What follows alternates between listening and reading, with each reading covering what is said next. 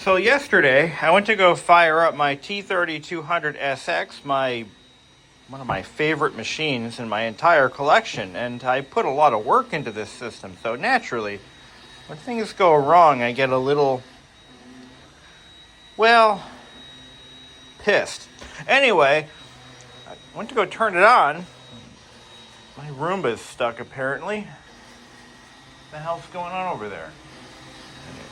Really? You got yourself into a conundrum. You get yourself out of it, huh? You figure it out. All right, I got you. Yeah, you're wedged. There we go. Don't do it again. Anywho, so the T3200 SX, I went to go fire it up, and I got this. Let's see if it does it. See what's going to happen here.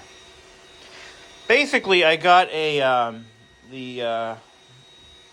dead CMOS battery blues. Now the battery I put in here, oh, look at that. Battery's dead. File's done. All right, I got to get a battery for this. This thing is, yeah, battery's dead. So we gotta buy a new battery for it because apparently it died, and that's the thing that happens. So I'm gonna pull the keyboard off, get the battery out. I'm gonna run over to Batteries Plus and see if they have anything in stock that can replace it. But really, you know, what the hell, guys? Come on. Ugh. So if I try to do F1 to continue, what's going to happen is this. The hard drive parameters are incorrect for the drive I installed. So it will boot, but it takes about 10 minutes for it to actually boot for some reason. Don't ask me why. But it's time for a new clock battery again. It's a thing that happens with these old machines, and you just have to roll with the punches. So we're going to pop the keyboard off. I'm going to see what I can do about getting a battery today. Otherwise, I'm going to have to order one. Now, of course, the engineers at Toshiba, they decided to make this a difficult task. Battery's right there. Now, and I had this apart last. I could have just relocated the battery. Actually, I have a coin cell adapter for this. In my... Ooh. Hold on. I got to pull all this memory out without breaking clips. Let's see if I can do that. I'm going to give it a try. I've already replaced these sockets, these slots. You got to be real careful because these clips break off. Toshiba, in their infinite wisdom, used the lower end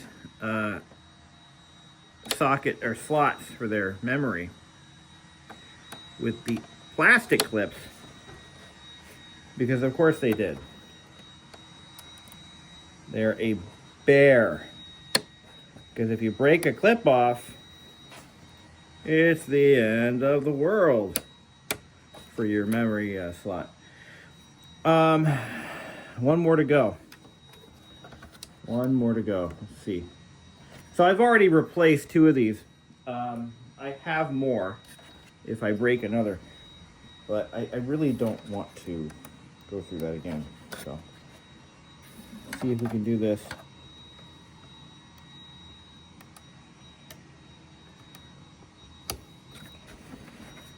Yeah, this is an unusually delicate operation for a simple battery. I think I broke it. No, I didn't break it. Okay, good. So here's our battery. And this is oh, I know why it's dead.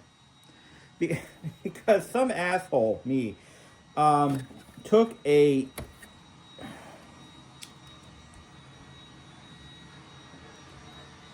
Did I make this? No, I made this. I bought an old stock battery. Oh, come on. Really? All right, let me see if I can get one of these at Batteries Plus or something better.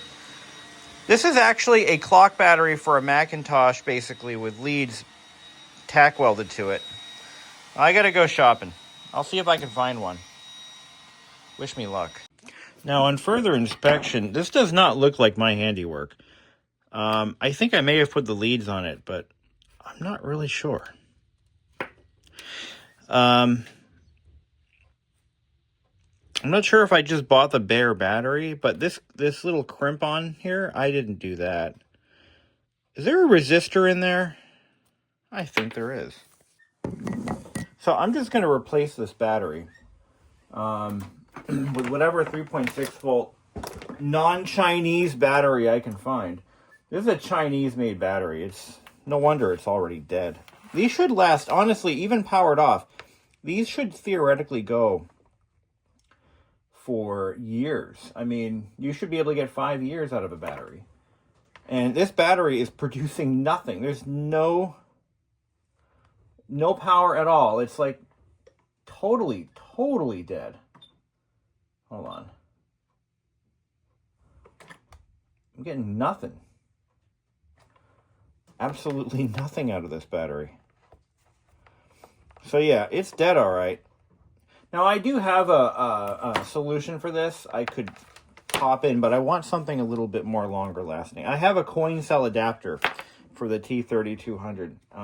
It's already wired, ready to go. But I want to keep the original size battery in there if at all possible. But keep it lithium, if they don't tend to leak like the alkalines do. I believe the original battery was an alkaline. So what I need to do is I need to cut this insulation off. I think there's a resistor in there. It feels like it. It doesn't need to be. There does not need to be a resistor in this. I don't know why there is one. So let's take a look. But yeah, this is a Chinese piece of junk battery that I bought off eBay. And yeah, I'm not sure I'm happy with that. There is definitely a resistor there. Why is there a resistor? Now this is, I'll have to go back in my video to see if I bought one ready to go in or if I bought the battery, added a resistor for some reason. I don't know. What the hell is this shit? It does not need to be there. Anyway, I'm going to just snip. And I don't know why we need a resistor on that battery. That just doesn't make a lot of sense. You know what? I think the battery that came out had one. I think that's what it is. And I don't know why it's there. What's the resistance on it?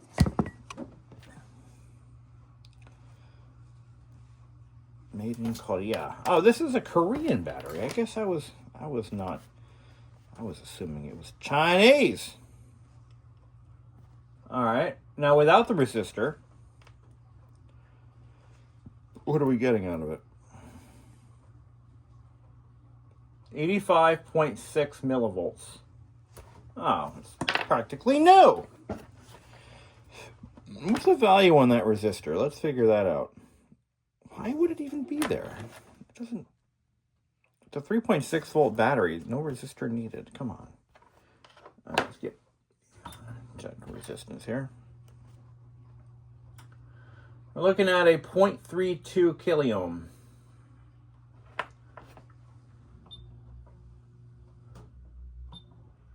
Let's see.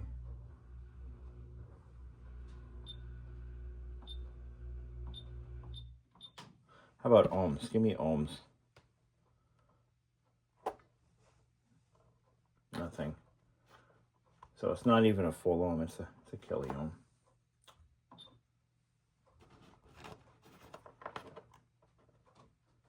Yeah, 0.3 kiloohms. Not sure why it's there, but we're getting a new battery, so that's all that really matters right now.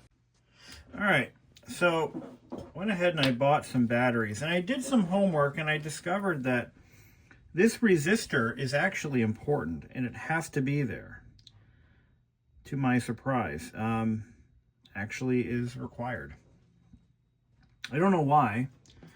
I don't know why it's needed, but it appears to be a requirement. I'm also getting conflicting information on the type of battery being used, whether it being rechargeable or not. Now, the battery that is referenced to and spec'd everywhere is not a rechargeable battery. So I don't know what to think. But then another article says, oh yes, I think it was one of the Toshiba, I forget the guy's name, but there's a guy out there who has a Toshiba fan page, Toshiba T3200 SX fan page. And he says that you have to put in a diode to prevent the battery from being recharged if you're going to be using like a coin cell.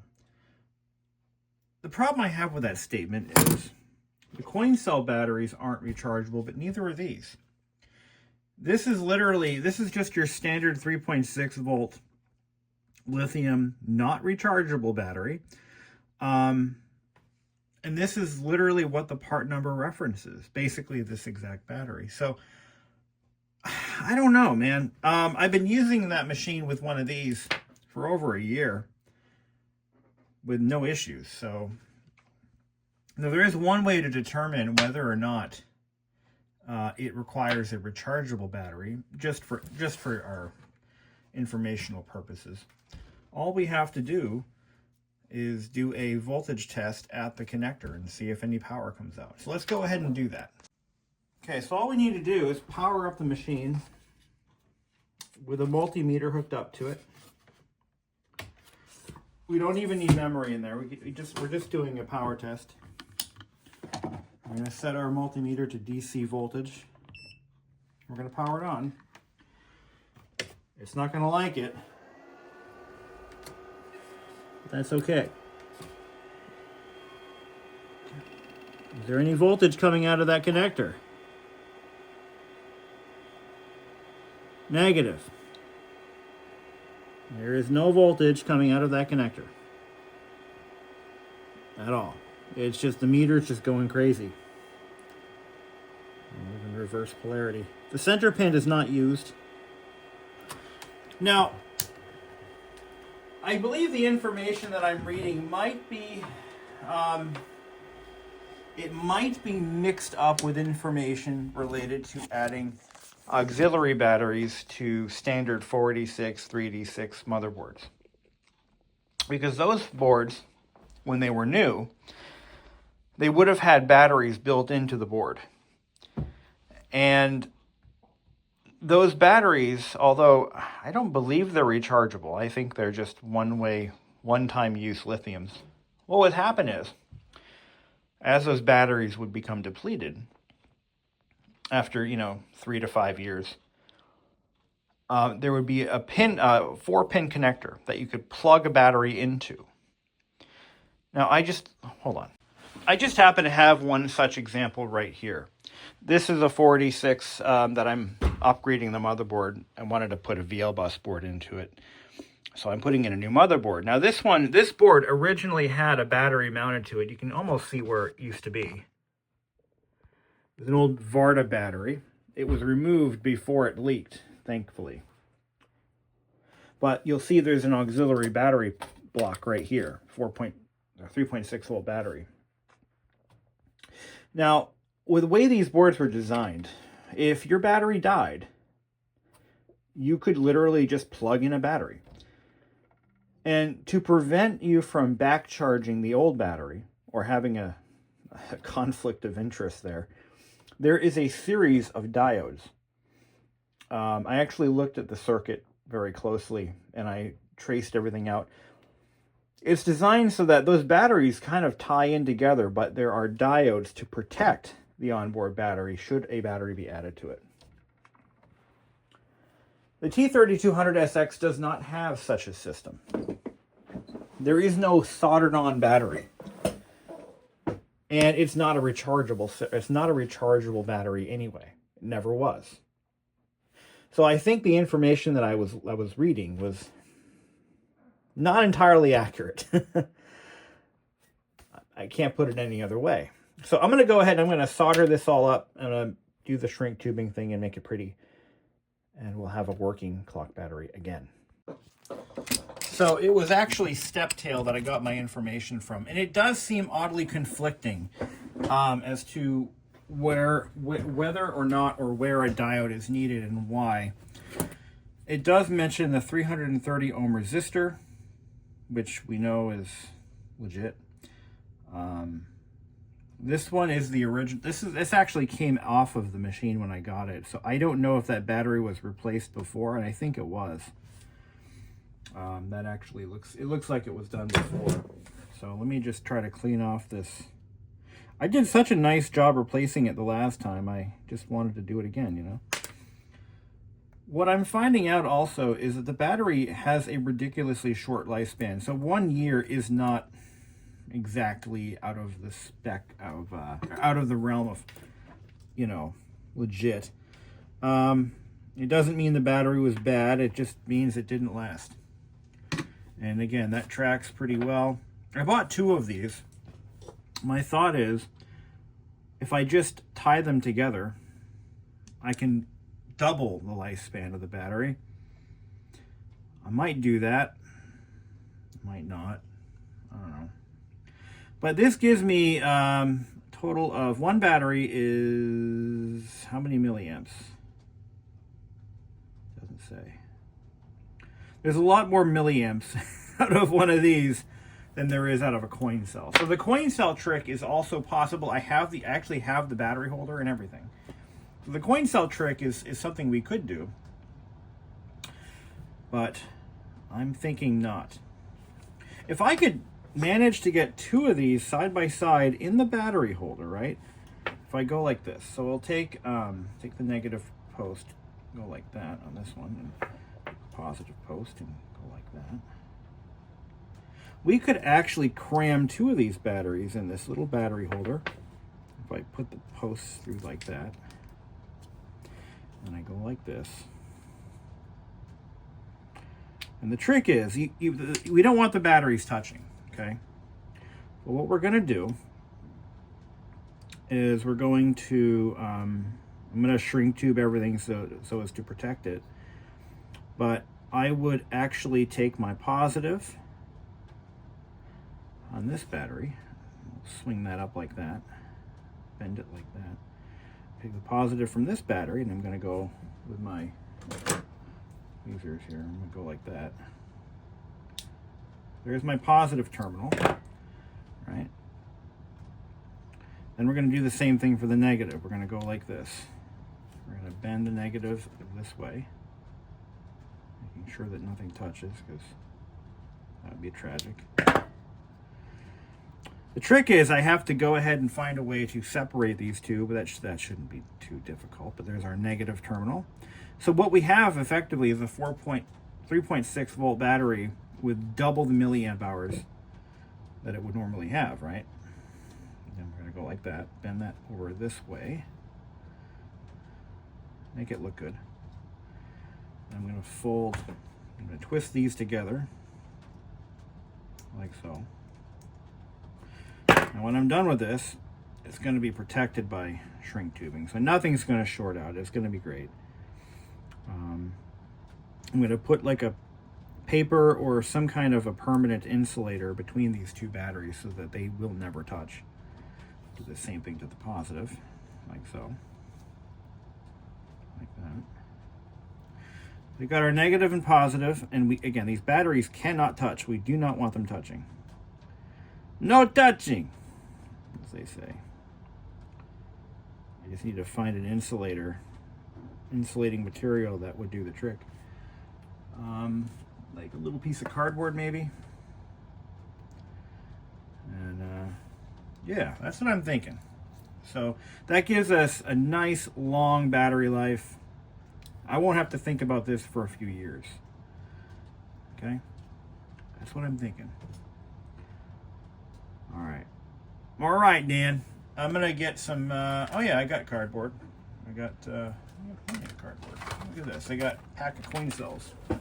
So we're gonna take a piece of this, right? We're gonna cut this package up. So, put this right in there, sandwich it in. It's called solving a problem that should have never been a problem on a computer that shouldn't even exist anymore, but you know. There we go. Look at that. Nice permanent battery insulator. That's literally what they use in battery packs, so don't start. I don't want to hear it. Okay. Now, I'm going to twist these together. Nice and tight.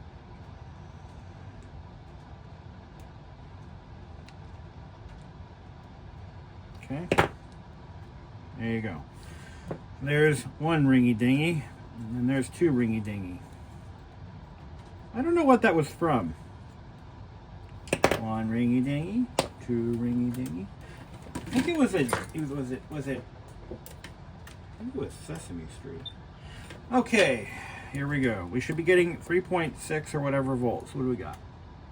3.57, 3.56, 3.6. Okay, that's exactly what it should be. But at twice the amperage, which should give it twice the longevity. Now, I think what I'm going to do is I'm going to solder these, right? Oh, this is slick. We're going to solder that together. Where's my sign?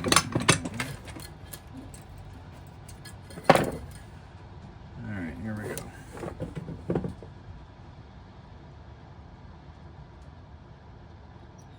Notice how we're not soldering onto a battery directly. We are soldering the leads. You want to buy batteries that have leads on them already. But if for some reason they don't have those in stock and they have just the bare battery, well, all you got to do is ask them nicely and they will tack weld leads onto it for you.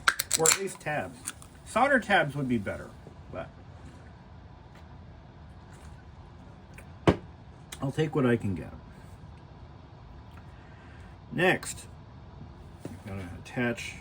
So the resistor is on the negative terminal. Nobody knows why. I'm sure somebody knows, but I don't know why, and that's all I care about. So what we need to do, I got to think this through here. I'm going to bend that one over, like so. Yeah, I'll bend that over. That's going to be our, that's our positive, right? We can solder the positive directly onto that. Yeah. These leads were long for a reason. I'll tell you what I'm going to do. I want to give it plenty of length, you know, I don't want to shortchange myself on the length here. If I ran it like this, oh, that could work. Yeah, that could work. And that should be long enough. It doesn't need to be ridiculously long. It just needs to be long enough to get the job done. So what we'll do is we will solder this guy right onto that. Yeah, just like so. Let's just see how that works out. Yeah, I don't think it has to be very long. It just has to be long enough to get the job done. So, okay. Apparently there's not enough solder on you. There we go. If you're wondering, if you have a Toshiba T3200 and you do not have this AA battery, this is literally just a UM3 AA battery holder. It came in my machine. I don't believe it's original. But if you don't have one, you can buy them. They're very inexpensive, and you can build this battery yourself. These are two half AA 3.6 volt. It's a very common battery. These were used in everything. So yeah, they're not that hard to get or find.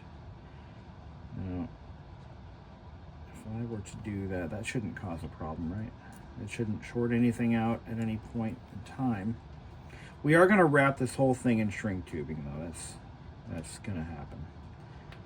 So we're gonna trim this guy off like so.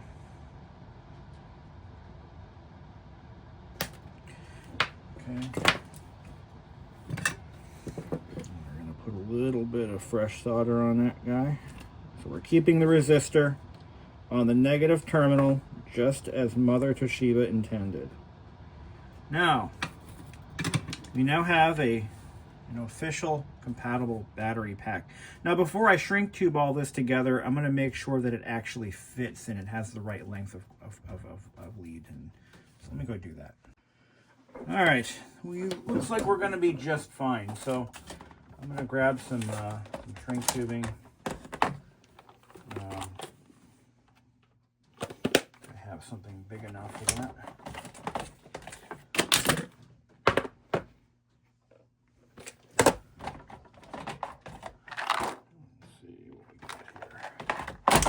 I have all different kinds of shrink tubing here. I should have something that will be big enough for that. How about this? Not quite. I'm going to need something bigger than that. Put about here. This is, well, I have really big shrink tubing, but that's not big enough. No. I might have to use some of my massive shrink tubing. My 1-inch. I think it will shrink down to the right size. Might have to give that a shot. But I just checked the fitment. It should be okay. Yeah, that's going to be not so good. I do have some 1-inch. I'll cut some of that off the roll and we'll use that. The 1-inch stuff is what I use in my Bluetooth modules. It's very strong. It's nearly impossible to work with once it's shrunk down, which is good. But yeah, we'll just do this. Just double check our work, make sure nothing's going to short out. I think we're okay. Yeah, I think we're going to be just fine. So negative goes into negative, positive goes into positive. And what that's doing is it's wiring the battery in, I believe, in parallel. Or is it serial? Up to you to figure out. I always get the two mixed up. I know what parallel and serial mean, but I think that's wiring it in parallel. So no, that's serial. Is it serial? In the terms of battery technology, whatever. It's gonna make it better. That's what matters.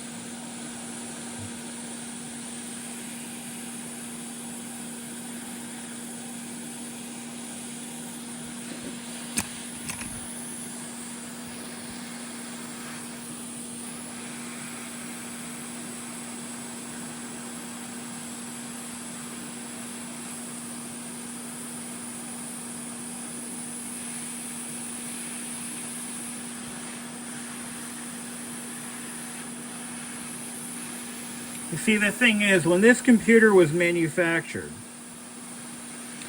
it was used, it was on a lot, right? Not all the time. Oh, I should have taken the Velcro off the back, since it's not really doing us any good anymore, is it? Well, when this computer was new, the clock battery only had to operate for a little bit, for just a couple hours a day maybe, and then it would be turned on and run off of power. But now that it's a collector's item, it doesn't get a lot of use, so the batteries are being stressed to their limits,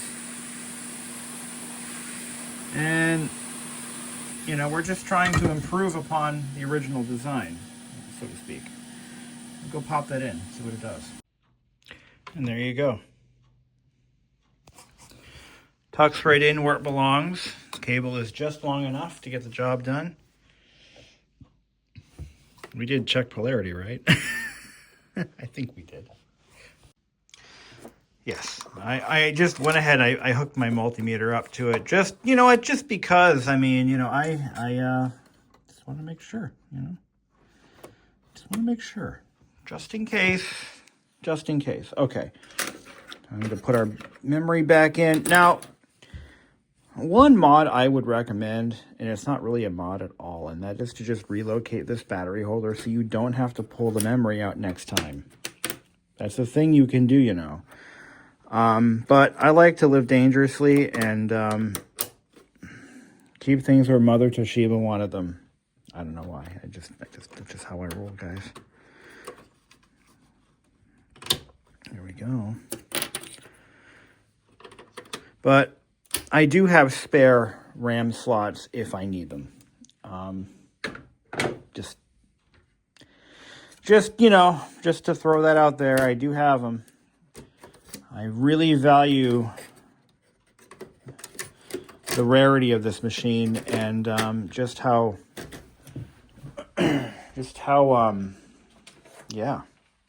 fortunate I am to own this one, because there are people who just collect portables, luggables like this one. This is a portable desktop. That's kind of what they were going for when Toshiba designed this. This was kind of your, you know, not quite a laptop, not quite a desktop, kind of your do-all machine that your corporation could buy your traveling execs and salespeople.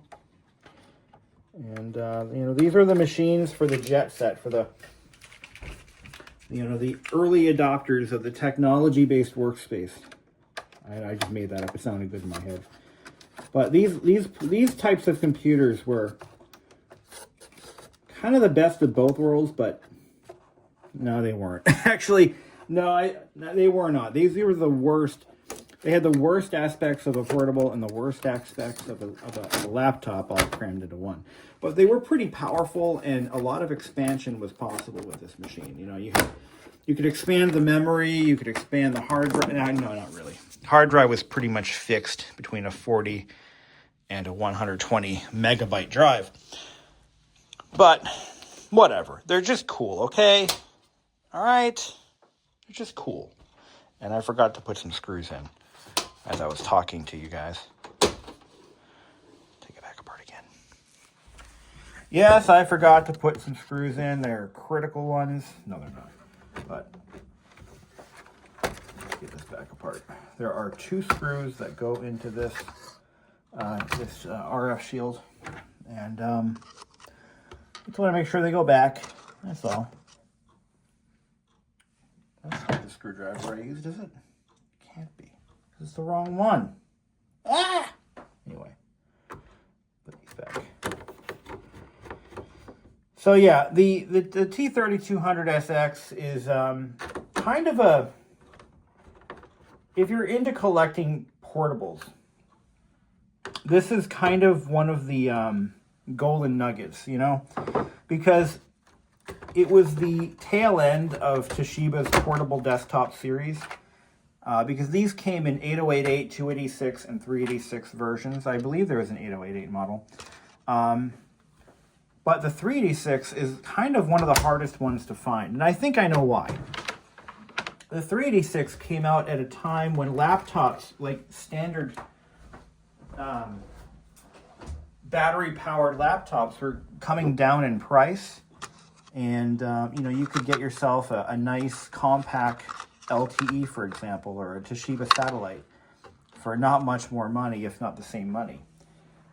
And those laptops are starting to mature in a way that they could offer options such as docking stations. And those docking stations basically converted them into portable desktops. So it was around that time period, in the early 486 period, where, you know, a portable, non-battery powered $5,000-$6,000 computer just didn't make a lot of sense. So I don't believe these 386s sold as well. They're also very expensive, like I was saying. You know, they were I believe this laptop, or this portable, cost around $5,000 when it was new. And looking at old advertisements and magazines, $5,000 could buy you a lot of computer. You know, you could buy a lot with that kind of money. And not only that, and they gave this, I think, one more shot. They offered the 5200 or the 51, I think it was the 5200. It was kind of like this 386, but on drugs. I believe it was still a 386, but it offered a color LCD panel rather than a plasma. But by that point, the damage was done. You know, this isn't what people wanted. They wanted real laptops. It'd be like trying to sell a Windows phone right now. So we got all of our memory back. We got to go into BIOS and configure it. F2 to run. Clock chip lost power, we know that. Current time is 14:40. Now, to set the time in this Toshiba, it's a little weird. You have to use the arrow keys. All right. Down key, up key changes the field. Left and right changes the value. So, okay, that's about right. And believe it or not, this son of a bitch, today is the 20... Hold on. It's the 14th, actually. Oops. It's December 14th. 2000, and it goes, let's see how high it goes. Let's see how high the calendar goes in this thing. So it goes into the 2040s, 50s, 60. Wow. They had high hopes, didn't they? It goes all the way up to 2099. So I'll be long dead before I can no longer keep accurate date and time settings in this machine. So that'll be good to know. 24, still 2024. Now, you want to use the alternate settings. It just changes the cylinder, head count, sector count. But we have everything else is good to go. Page down, page up. For some reason, COM port B doesn't stick. I got to figure out why that is. COM 3, change COM 3. There's a built-in modem in this machine, a factory option modem. And it's right here. So, for some reason, I keep getting IRQ conflicts, but I'll figure that out eventually. All right. So, because if I go back in, because there's no save option here. If I go to F1 to exit, I have to restart it. Hold on. Let's do that again. Yeah, there is no save option. It just, whatever you leave it off with is what it takes. So, but that battery should last me another couple of years, I'm thinking. With good luck, yeah. With any luck, I should get a few years out of that. But, hey, look at that. It worked. It's working. So I'm going to leave it off for about an hour, and then we'll fire it back up again. That's how we'll know that the battery is doing its job, and that the circuit that drives it, that is pulling in the power, the battery backup circuit, isn't a problem. I don't think it is, but that's how you're going to know, is if you power it off for about an hour or so, and you power it back on again, and it comes up with lost CMOS settings, then you know the issue's deeper than just a battery. But that's why we tested the battery before we bought a new one. Because I want to make sure the battery is in fact dead. And it was. It had no voltage whatsoever in it. So, anyway. Thank you for watching, and keep the spirit alive. Use Windows 95. Now that I mentioned that, I can never shut up. I love to hear myself talk. I did install Windows 95 version A from floppies on one of these. It took me 3 hours. But it worked. It worked, just barely though. 3 hours is how long it took me. And it was the one I had way back in the day. Actually, that was the first time I ever saw Conan O'Brien. I was watching it because it took so long. I was hitting into like the late hours of the night, and Conan O'Brien was on. So that was the first time I ever saw his show. And I've been a fan ever since. Thank you for watching.